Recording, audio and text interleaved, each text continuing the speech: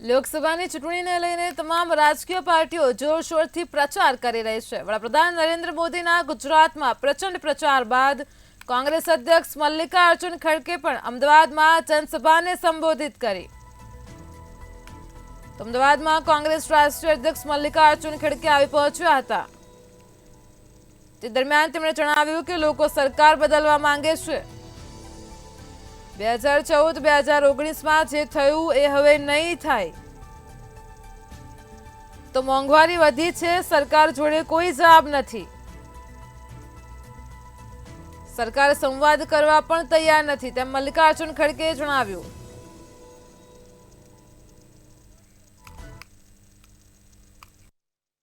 सब बदलाव इस बार जरूर दिख रहा है और जैसी चीजें 2 बार हो गई 14 और 19 में, इस बार वैसा नहीं।